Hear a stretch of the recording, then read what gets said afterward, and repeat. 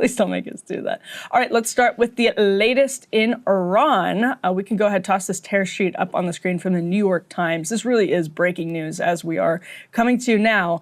Iranian forces claim seizure of 2 ships after Trump extends truce. So this is right now in the Strait of Hormuz. The IRGC is saying that it has seized 2 container ships. Obviously, we have the competing blockades over there. Ryan, Fox is reporting 3 ships, right? Yes, and originally the New York Times, in their first dispatch on this, called it an enforcement action on the part of the IRGC, which is kind of delightful because we're talking about American media and Western media and propaganda, et cetera. It's like it's rare that you see something neutral or even that's almost favorable language to I would say Iran. that's favorable language. You could also describe it as just subjective, like they say that they're enforcing this blockade.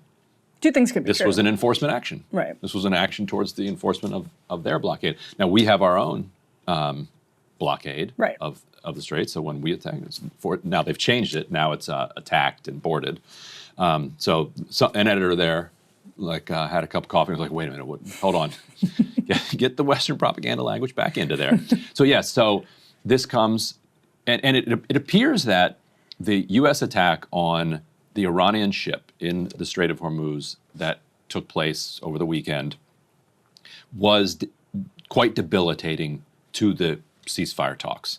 Like that, it does seem like the Iranians who had been suspicious of the seriousness of the White House used that as more evidence to say, these guys aren't serious. They're firing on our ships in the Strait of Hormuz. They don't recognize Donald Trump's naval blockade of the Strait of Hormuz as remotely legitimate. They say this is not international waters, and I think we don't need to get into the technicalities of it, but it's basically not. Like it's far enough inland.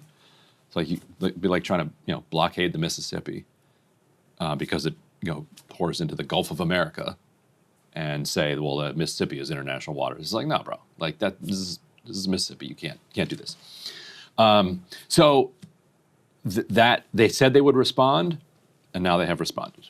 Yeah, they have absolutely responded. So we should also mention that they're actually under fire. They weren't just seized. So I'm reading from NPR here, which also has the 3-ship number. They say 3 ships came under fire in the Strait of Hormuz on Wednesday, putting the possibility of any peace talks in jeopardy after a senior Iranian official said that President Trump's last-minute ceasefire extension, quote, means nothing. We're going to get to that in just one moment. But the first ship, NPR reports, was attacked and damaged by Iran's paramilitary Revolutionary Guard Corps, according to the British military, said no injuries have been reported as of yet. This is according to the UK's Maritime Trade Operations Centre. They say the master of a container ship reported that the vessel was approached by one IRGC gunboat. No warning was given, but it then fired upon the vessel, which has caused heavy damage to the bridge. That's according to a post on X from the Maritime Trade Operations Center over in the UK. Iran's, as NPR puts it, quote, semi-official Tasnim news agency confirmed the incident, saying the container ship had ignored repeated warnings. This is also from other Iranian news agencies that are saying the Navy attacked a 3rd ship called the Euphoria. And Iranian media reported that the Iranian Navy had, quote, seized the other 2 vessels, which it identified as MSC Francesca and the Epimenides. So that's where things stand as of right now, Ryan. Yes, and so yesterday the ceasefire was supposed to expire, and you had Witkoff and Kushner kind of on the way to Islamabad and then turned their plane around. You had rumors or you had actually reports that J.D. Vance was going to Islamabad. Those reports were not true. They turned back around. There's no Iranian delegation in Islamabad. And then Trump came out basically saying, and we can go through his post here. Yeah, we can put it up on the screen. This is the next element. Basically saying that the ceasefire is extended indefinitely. I don't have my glasses. You want to? Yeah, I gotcha. Do your Trump impersonation? He says, based on the fact that the government of Iran is seriously fractured, not unexpectedly so, and upon the request of Field Marshal Asim Munir and Prime Minister Shehbaz Sharif of Pakistan, we've been asked to hold our attack on the country of Iran until such time as their leaders and representatives can come up with a unified proposal. I have therefore directed our military to continue the blockade and, in all other respects, remain ready and able and will therefore extend the ceasefire until such time as their proposal is submitted and discussions are concluded one way or the other. And then he signed it, President Donald J. Trump. This was after he went on CNBC earlier in the day and said he was not inclined to extend the ceasefire. So the talk of Twitter yesterday was Taco Tuesday. Yes, and so, and then let's read the next truth from Trump Social, and then we'll bring Jeremy in to get his reaction to it. He posted, Iran doesn't want the Strait of Hormuz closed. They want it open so they can make $500 million a day, which is, therefore, what they are losing if it is closed. They only say they want it closed because I have it totally blockaded, parentheses closed. So they merely want to, quote, save face. People approached me 4 days ago saying, sir, Iran wants to open up the strait immediately. But if we do that, there can never be a deal with Iran unless we blow up the rest of their country, their leaders included, exclamation point, President Donald J. Trump. All right, so let's bring in Jeremy Scahill to unpack what on earth President Donald J. Trump is talking about here. Okay, so Jeremy, what is going on here? Let's start with kind of from the kind of MAGA perspective, from the Trump perspective. How are they explaining this series of posts and this kind of about face? Yeah, I mean, look, the fact is that Trump just days ago was saying the Iranians capitulated to everything, that they were going to allow U.S. military forces into Iran to, pick up the quote unquote nuclear dust, that they were going to work together, that Iran had basically caved into all of Trump's demands as a result of his threat to, bomb their civilization. He said, J.D. Vance, Steve Witkoff, and Jared Kushner, like they're literally on their way to Islamabad. I may even come at some point to attend the talks. And then reality kind of, hits last night when it became clear that the Iranians were holding firm in their rejection of any future talks until Trump lifted the blockade in the Strait of Hormuz. And so once that was clear that they weren't going to budge on that, and I was told last night by a senior Iranian official that the highest levels of power in Iran had issued a final decision and that was their bottom line. Then the ball was back in Trump's court, and the Pakistanis were going back and forth between Trump and the Iranians. And finally, what happened is that Trump comes out with a post on Truth Social, and he says, I'm extending the ceasefire. This was just hours from it expiring. But he says, I'm going to keep the naval blockade in place. The Iranians then told the Pakistanis, we're not going to move forward with these negotiations. And so it came to a standstill. And so what we're seeing now is that a narrative has been crafted by the White House and the kind of Trump-aligned media ecosystem where they're saying Trump had to do this because there's total disarray right now in Tehran. That, there's reports that the foreign minister Arachi and the speaker of the parliament, Mohammad Bagher Ghalibaf, are like under house arrest, that the IRGC has essentially seized control of the entire deal-making process, that the diplomats were about to make a deal with Trump, but now the IRGC has intervened. Barack Ravid, who often is the recipient of, intentional leaks from the White House or Israeli officials, is now saying, oh, Trump had to do this so that the Iranians could, quote unquote, get their shit together, and that it may only last 3 to 5 days. In talking to Iranian officials and also well-connected Iranian analysts, what they're saying is that this is pure psychological warfare, that if you look at the way the United States has systems of succession, that the way that the U.S. is a country also of institutions, that Iran is the same, and that this decision that was made on this posture on the Strait of Hormuz actually was made by the highest levels of power in Tehran, an attempt to try to allow Trump to save face because, as they put it, he blinked first and wasn't prepared for the Iranians to hold their ground diplomatically. And what do we know so far? What should we be reading into so far? The decision to take 3 ships, or it looks like take 3 ships as of just this morning, U.S. time, Jeremy.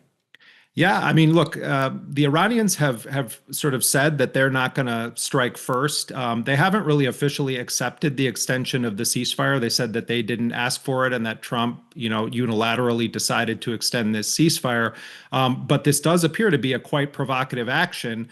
They reportedly fired on 1 ship and then they seized 2 others. It's unclear really why they did this, other than they said that they were not following rules and that they were interfering with maritime navigational procedures. And so they brought them back to Iran's coastal waters. I mean, this type of an action right now, particularly when the Strait of Hormuz is at the center of whether or not there's going to be talks. There's going to be some serious discussion about how this goes down. But it's clear, the Pakistanis have spent an enormous amount of money, and that country is in economic shambles as it is. The Pakistanis have been promoting their prime minister and their minister of defense as sort of like the kingpins of modern diplomacy right now. So the Pakistanis have egg on their faces. U.S. Trump-aligned media are reporting that the Pakistanis are furious with Iran. What I was told by Iranian officials last night is that Pakistan had come to Iran and said, Trump has agreed that soon before the expiration of the ceasefire, he's going to announce that he's lifting the blockade on the Strait of Hormuz and extending the ceasefire. And the Iranians told me that they had responded to the Pakistanis saying, if that happens, we will schedule a second round of talks for Thursday. Soon after I reported that, Trump posted then his Truth Social saying he's extending the ceasefire, but he's keeping the maritime blockade in place. I went back to the Iranians and they said, look, this has happened before. Where the Pakistanis have told us something like this. We don't know if it's that they just said this or that Trump actually told it to them, and then they turned around and told this to Iran. So it's really complicated to determine who's exactly telling the truth right now because of the players involved, not the least of which are quite erratic and often contradicting himself president. And so that's significant news right there, as you reported it yesterday too, that the Iranians were ready to come to the table. The meetings would happen tomorrow. The Pakistanis told them, the Pakistanis and the mediators, that Trump was going to make X gesture, and the gesture was going to be on lifting the blockade and extending the ceasefire. And then that didn't happen. There's a major trust gap right here, because multiple negotiations have ended with U.S. surprise attacks. It seems like the U.S. is not doing much to try to regain the trust of their kind of Iranian interlocutors. So what is the Iranian thinking at this point about whether are we back at war? We're in a bizarre situation. Are we back at war? Like you can't exactly unilaterally declare a ceasefire, but you sort of can. I mean, I'll tell you something kind of informal that I think just sort of peels back a layer on something we don't often get to hear about. And that is, in speaking to an Iranian official last night and asking him sort of, what do you think happened here? He said, we don't exactly know. Like, we don't know what Pakistan was told and sort of what game is being played here and who the players are that are pulling which levers. But they also said that it's become clear to them that the Pakistani officials that they're dealing with often are scrambling to try to figure out what it is they were just told by Donald Trump and what they can reliably go to the Iranians with. And I tend to think that that's true, that actually there are cases where Trump probably does say something to the Pakistani prime minister. It seems clear. Then it gets run up the chain. It gets communicated to Iran. The Iranians come back and they say, okay, if that's the case, we'll move forward here. And then, as happened last week, Abbas Araghchi, the foreign minister, says, the Strait of Hormuz is going to be open because the United States has compelled Israel to respect the ceasefire in Lebanon. Trump then thanks them and says, he actually refers to it as the Strait of Iran. And then moments later, Trump goes nuclear on Twitter and says, no, we're keeping our military blockade in place. And the naval blockade in place. And then the Iranians say, okay, we go back to the status quo before this right now. What I had been told was that this had been choreographed via the Pakistanis, that Araghchi was going to say X, Trump was going to say Y, things were going to calm down a bit, and then the talks were going to proceed. It all gets entirely blown up. And I suspect that there's a combination of the Pakistanis playing some dirty games to an extent here, and the fact that Trump is erratic. And he does say things that he doesn't mean. I mean, just look at the last 72 hours. All these interviews he did with the New York Post, with PBS, with CNBC, he's saying, I might go to Islamabad. Jared and Steve are on their way. No, actually, JD is on his way. Oh, actually, they're not going now. We're going to bomb them back to civilization. Oh, I'm going to extend the ceasefire. Imagine, forget that it's Iran. Let's talk about any country. Imagine having to deal with that when it's actually like war and peace, where you have two nuclear powers attacking another country, where they are a nation of institutions, and they're just basically trying to say, let's figure out our red lines here. I mean, it's crazy making. And Pakistan has a long history of dirty tricks. So this whole cocktail is really insane that we're looking at right now. Let's put A5 on the screen just to the point Jeremy was making. This is a Barack Ravid tweet from yesterday, 12:08 p.m. Eastern Time. Steve Witkoff and Jared Kushner are also still in the U.S., Ravid reported at the time. The DHS plane that was supposed to take them this morning from Miami to Europe and to Pakistan didn't leave until several minutes ago and is making its way now to Washington, D.C. Maybe they are going to see Trump. That was shortly after Barack Ravid had posted that Vice President Vance was also still in Washington, and a White House official had told him, quote, additional policy meetings are taking place at the White House today in which the vice president will participate. So this is all happening around noon yesterday. There's the deadline looming. So, Jeremy, is there any, I guess, what is the truth as far as you can tell about whether the Iranian side, Jesse Waters was on primetime last night saying that there had been a coup in Iran. But what truth is there, if any, to the idea that the Iranian side is also kind of in shambles? Nobody knows who's in charge, that we've started to hear come from Trump and others in MAGA world in the last 24, 48 hours particularly.